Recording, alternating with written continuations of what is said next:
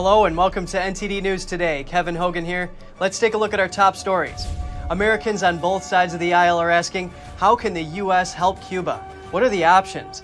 And what message does one Cuban-American rapper have for the world?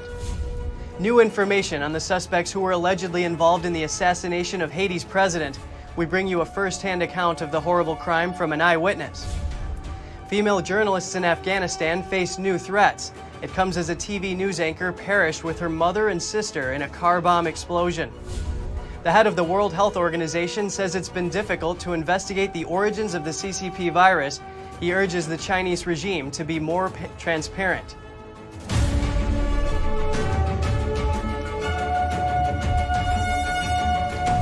From President Biden to rapper Pitbull, people are thinking of ways to help the Cubans.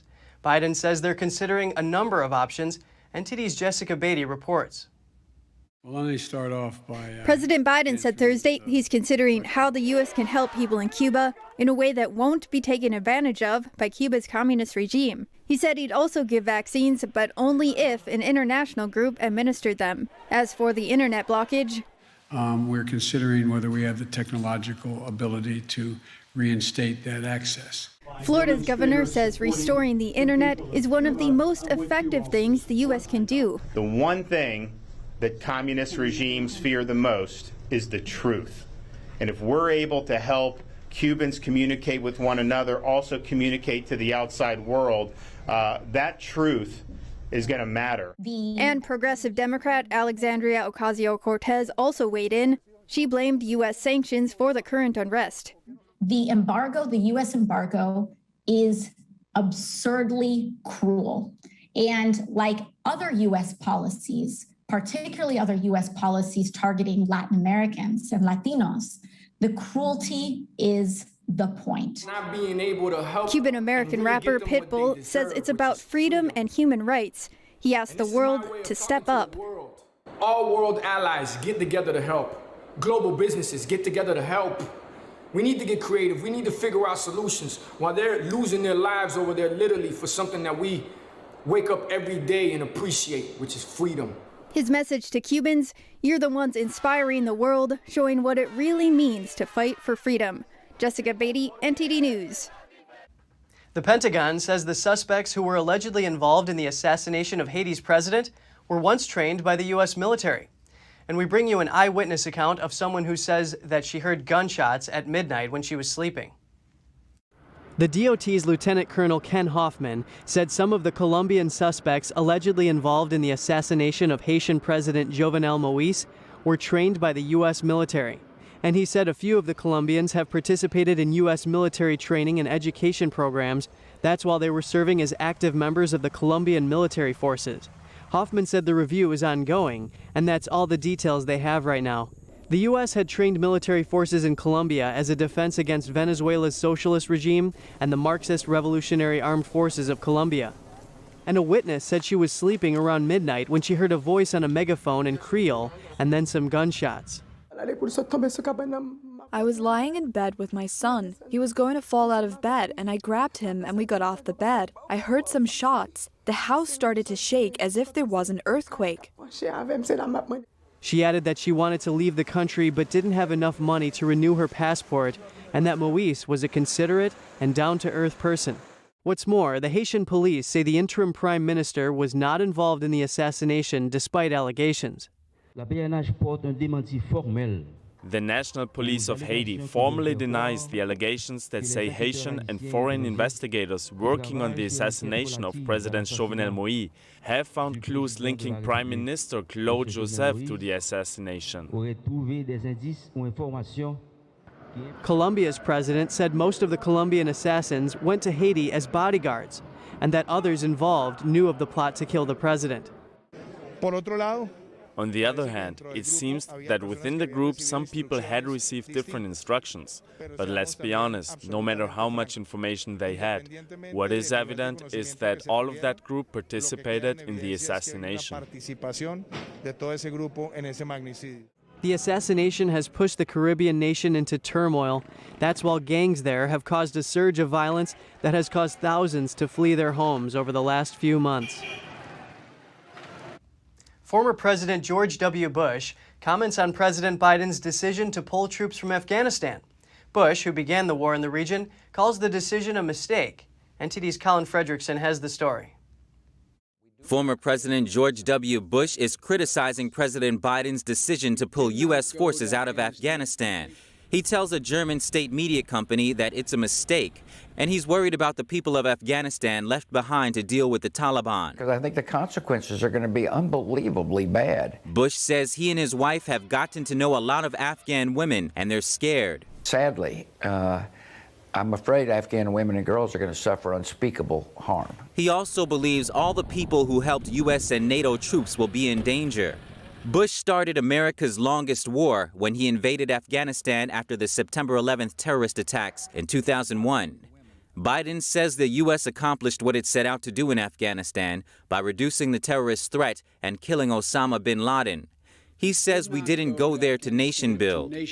Former President Trump began the withdrawal, and he told reporters last year that the soldiers in Afghanistan are acting as police, but they're meant to be a fighting force.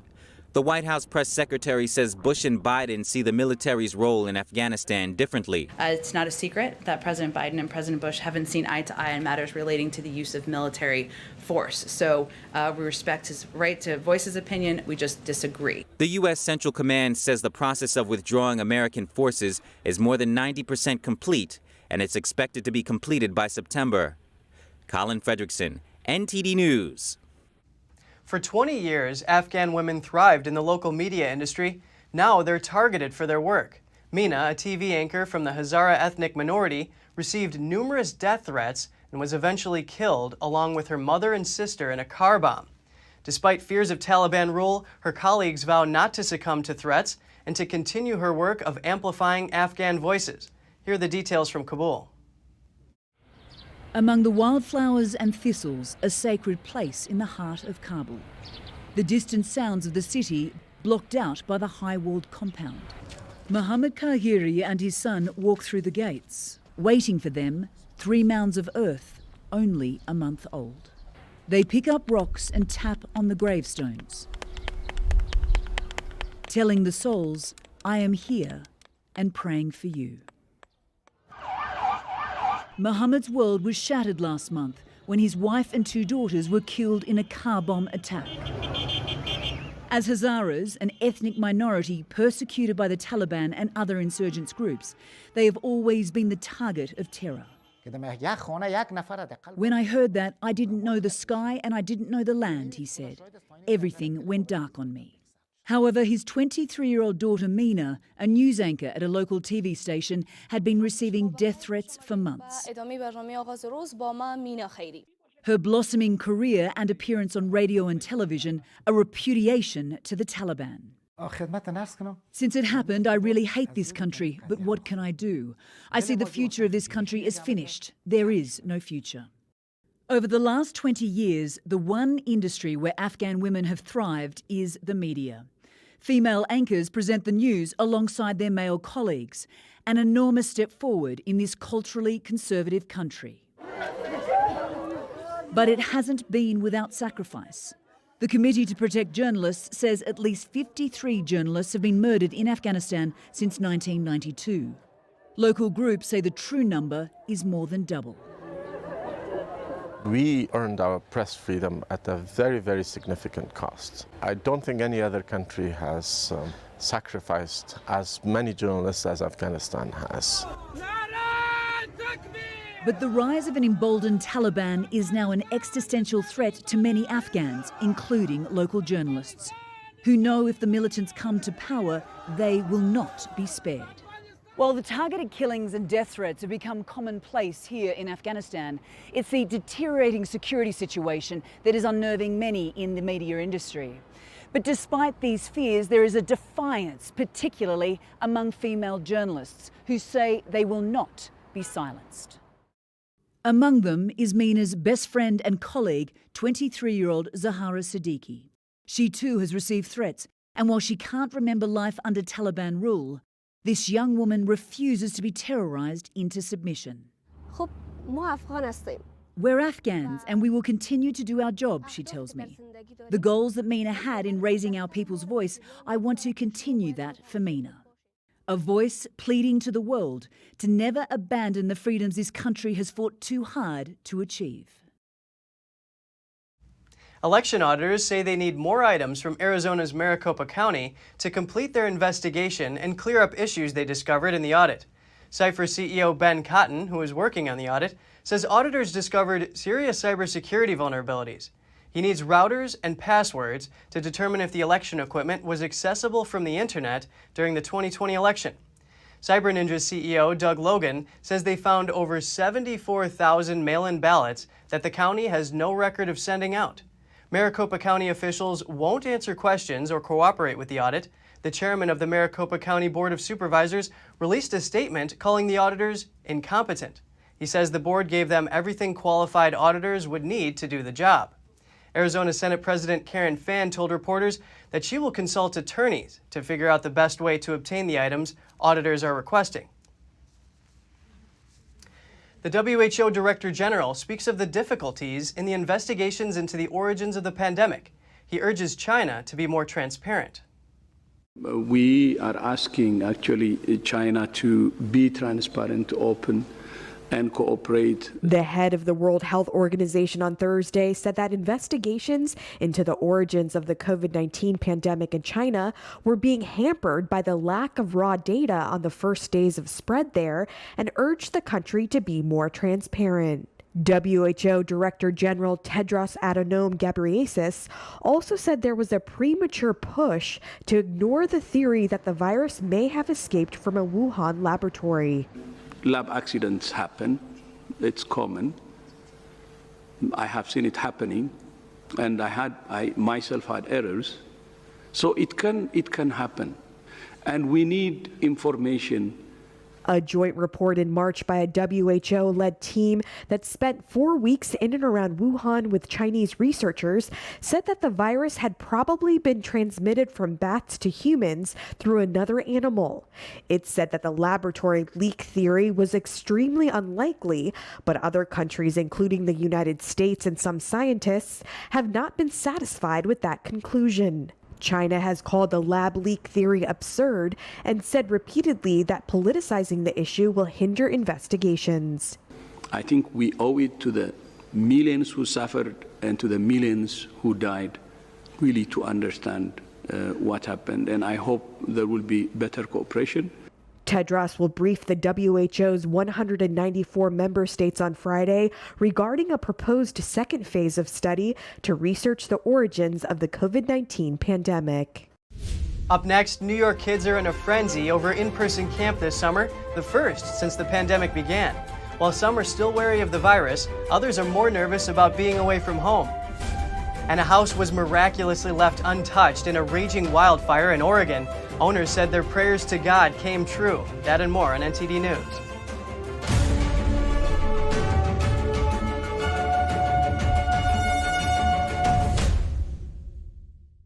If you're like most of us, you're probably getting fed up with the nonsense that's going on in the banking system. Did you know that top U.S. banks have recently amended their depositor terms and conditions to include the words bank failure and what's required of you in 24 hours if, or should I say when, it happens? Don't get blindsided by your bank. Call GSI Exchange today to pick up your complimentary copy of the Bank Failure Survival Guide at 866-424-2382. We'll also send you the required format to file with your bank within 24 hours of their failure, which is now required by the top banks to avoid freezing of your funds. Yes, the top banks can now freeze your money. The world is in a strange place, and banks are constantly changing the rules. So stay on top of the current events that really matter by calling GSI Exchange and requesting your free guide at 866-424-2382. Secure, the true solution for your digital privacy and security.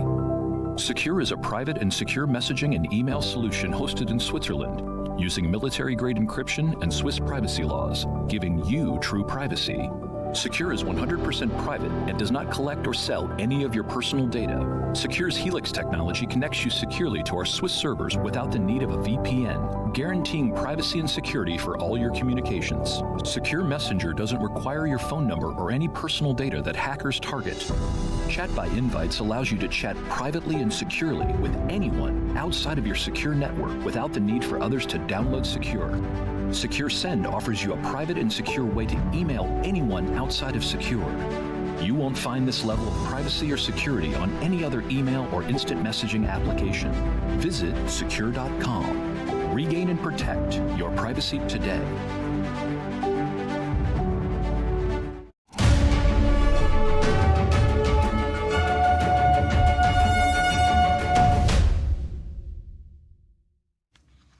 Sources say New York Governor Andrew Cuomo is expected to be interviewed Saturday. That's as the state attorney general's office winds down its investigation into Cuomo's sexual harassment and misconduct allegations. The allegations upended his national reputation and threatened his hold on power as he gears up to run for a fourth term next year. Cuomo said at the start of the probe in March that he would fully cooperate. The interview signals that investigators are nearly done with their work, as they have already interviewed the governor's accusers. Cuomo initially apologized about his behavior around women, but he's since denied doing anything wrong and questioned the motivations of accusers and fellow Democrats who've called for his resignation. Cuomo has held office since 2011 and has refused calls to step aside over the allegations. After 1 year of living with pandemic restrictions, New York kids are finally allowed to attend summer camp, though some parents say they're more nervous about their children leaving home than about them catching the virus. Come on, Daniel. A group of kids in Upper Manhattan are heading to New Jersey for day camp, the first one since the pandemic hit.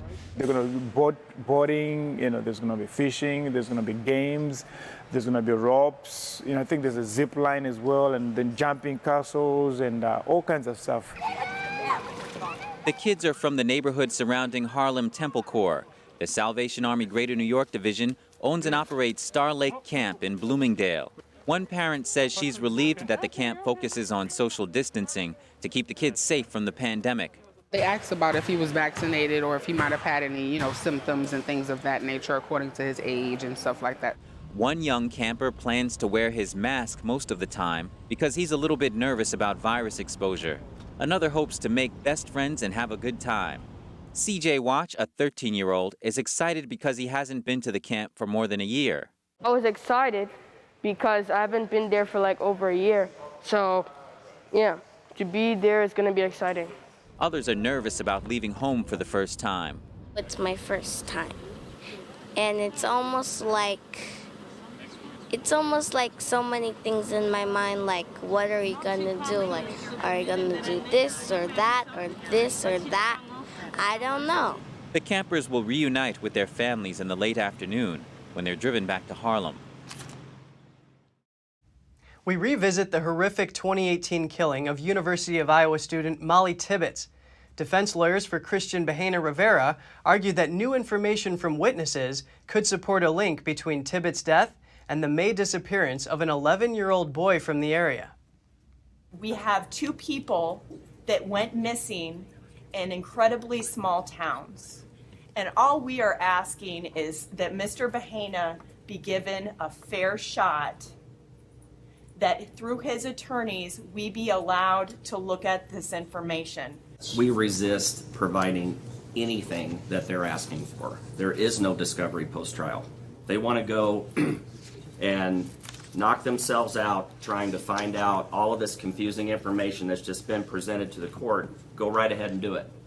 But there is nothing in the rules, nothing in the case law that compels the state to chase its tail because they're asking us to do it. They noted a person under scrutiny in that case was previously accused of running a sex trafficking ring and kidnapping a woman that he met in Tibbetts' hometown. The hearing was to determine whether prosecutors should be ordered to turn over information on sex trafficking investigations in the region. Rivera was originally scheduled to be sentenced to life in prison. Judge Joel Yates said he would issue a written ruling on a later date and hold a hearing later this month on the defense's request for a new trial. A wildfire in Oregon has destroyed more than 20 homes, but one couple's house survived the blaze unscathed. They said it was like God's hand protected it. Here's more. A fast-moving wildfire in South Oregon raged through this ranch on Monday. While several homes were burned to the ground, McCarley's house was miraculously left untouched. The couple said it was like God's hand that protected it. When we pulled up, it looked like it was a circle, a full circle around the whole house and solar. It was like God's hand was protected it, safe, our home. The wildfire, also known as Bootleg Fire, started about 250 miles south of Portland, Oregon's largest city. It has spread quickly through the Fremont-Winema National Forest since July 6th. Flames soon swept the High County Ranch in Klamath County, where the McCarley couple live. On Monday, they were evacuated to a local aid center. After a sleepless night, they were able to return to their neighborhood. His sister, 2 days before we left, she prayed to the Lord about putting a protective bubble around our home. Well, that prayer came true. The Bootleg Fire is one of the largest several wildfires to burn parts of western states. According to an incident report, so far it has charred more than 200,000 acres and destroyed 21 homes. Crews have managed to put containment lines around just 5% of it. Just ahead, the head chefs for about 20 world leaders arrive in France. The week-long visit will feature a gastronomic tour of the country and an exchange of experiences and ideas. In Versailles, a drawing exhibition showcases the work of artists, painters, and architects throughout the centuries. It gives a glimpse into the French king's inspirations drawn from the divine. Stay tuned for more.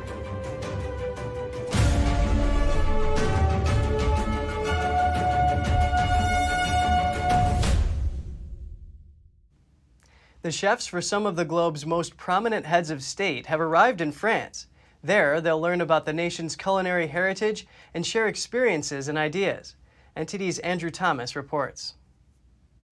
The head chefs serving about 20 world leaders arrived in Paris on Monday. They're in the French capital for a week-long visit and a tour of France's gastronomic culture. Among the notable names are Britain's Mark Flanagan, France's Fabrice de Vigne, and White House executive chef Christetta Comerford. The culinary diplomacy is a great tool for chefs because, in our world, food unites. So in any table, in any gathering of, eating and having communion together, we're able to exchange ideas, exchange stories. And this is actually, for us as chefs, is the best tool that you could ever use. Earlier this week, the chefs met with President Emmanuel Macron and were guests at Paris's traditional Bastille Day military parade on Champs-Élysées Avenue. Comerford, de Vigne, and Christian Garcia, the head chef for Monaco's Prince Albert, collaborated with the French Foreign Ministry to prepare a charity dinner. It's about the people that we serve, making sure that it's all about what they want and to represent, whatever cuisine that we're representing, and at the same time taking into consideration seasonality, all the localities, sustainability, all of these wonderful things to come up with this wonderful meal. France's ambassador for gastronomy, Guillaume Gomez, worked as head chef at the Élysée Palace before de Vigne. He said the gathering of distinguished cooks is a way of promoting a more pleasant international political atmosphere. Of course, we think that our work has an influence at least on the ambience or over everything that could be negotiated during a visit. And our slogan in the Chefs des Chefs Club is that if politics divides people, good food on the table reunites. And so, of course, we hope that we all have a role to play. The chefs will tour various cities in France and will stay in the country until Saturday. Andrew Thomas, NTD News. An exhibition at Versailles showcases beautiful drawings from the Castle collection. It features sketches inspired by divine beauty, which acted as the base work for the palace's decor. NTD's David Vives has the story. Versailles is the most visited palace in France. Its charm may be its exquisite art and architecture. The new drawing exhibition opened in June and will last until October 3rd. It showcases some 100 works out of the 500 drawings acquired by the Palace between 2000 and 2020. Many served as the groundwork for the palace's stunning art and decor. The exhibition even brings out pieces that are usually kept away from the public eye. Here we have a rare picture of the young Louis XIV. He was not known as the Sun King at the time. He's a young man about to be married to Marie Therese. And since the royals commissioned the architecture and art, visitors are able to get a glimpse into their thought process. This is an exceptional album ordered by Queen Marie Antoinette. She wanted a small garden inspired by both English and Chinese styles. It really is a construction of the time. One of the star pieces shows an angelic face. The beautiful drawing was made by François Lemoine as a preparatory sketch for the Alcali's room. This scene represents the Greek hero who went through a series of tribulations before getting divine standing. This is the love of virtue. This is an allegory describing a man's elevation above himself. The love of virtue drives Hercules to Mount Olympus, or the heavens. This is where Jupiter marries him to the goddess of youth, Hebe, and grants him status as a demigod.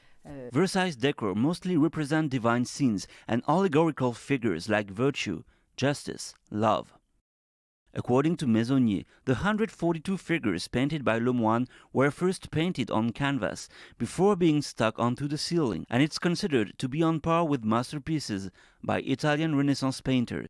More than 100 years after the Italian Renaissance, the French worked hard to develop their own artistic style, and Louis XIV supported artists in their endeavors. Through these pieces, we see how French art was created and matured, all inspired by beauty and the divine. David Vives, NTD News, Paris. 3 Bennett's wallabies at the Brookfield Zoo near Chicago gave birth last year. Now their joeys are making their public debut after spending months inside their mother's pouches. Experts say it's difficult to determine the exact date of a wallaby's birth. When born, a joey is about the size of a bumblebee and weighs less than 0.03 ounces. One of the joeys is a female named Whitney. She's being hand-reared because her mother required medical treatment. Once Whitney is weaned from a bottle and more independent, she'll be reunited with her mom and the rest of the wallabies at the zoo. The other 2 don't have names yet, and zookeepers aren't sure if they're male or female. They're on public view with their mothers. Thanks for watching, and before you go, tune into our live coverage in Washington today, where adherents of Falun Gong are calling for an end to the Chinese Communist regime's persecution of the peaceful practice. Visit us at ntd.com for more. The NTD team is honored to be your source for the news. In New York City, I'm Kevin Hogan.